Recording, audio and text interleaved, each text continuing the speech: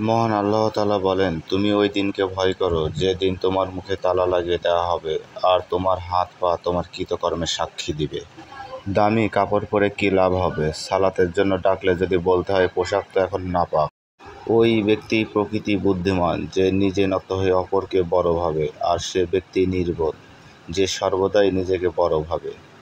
গোটা পৃথিবীর জল দিয়ে জাহান্নামের আগুন নেভানো যাবে না, কিন্তু মোনাজাতে আপনার চোখের 2 ফোঁটা জল জাহান্নামের আগুন নিভিয়ে দিবে ইনশাআল্লাহ। হে আল্লাহ, আমরা যারা ইসলামিক বই দেখি ও পড়ি, আমাদের সবাইকে দেখার ও পড়ার চেয়ে বেশি বেশি আমল করার তৌফিক দান করুন। আমিন। কি হবে জিমে গিয়ে বেশি বহুল দেহ বানিয়ে যদি ফজরের নামাজ পড়তে উঠতেই না পারি?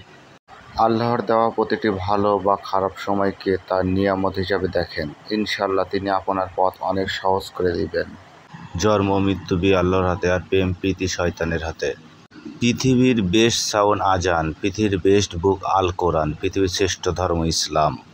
আপনার ঘরের সবচেয়ে সুন্দর জিনিস হলো আপনার জায়নামাজ ও কোরআন শরীফ। সুবহান আল্লাহ। এই দুটো জিনিস আপনার ঘরের সবচেয়ে মূল্যবান এবং দামি জিনিস।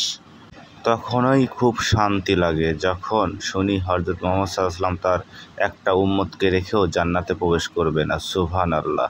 কি কথাগুলো শুনে ভালো লাগছে না আপনাদের? ইসলামের কথা শুনতে হলে আমার চ্যানেলটাকে সাবস্ক্রাইব করে আমাকে পাশে থাকবেন এবং আমাকে উৎসাহিত জাগাবেন, এবং আপনারা কমেন্টসে জানাবেন আপনাদের কেমন লাগে আমার ভিডিওগুলি।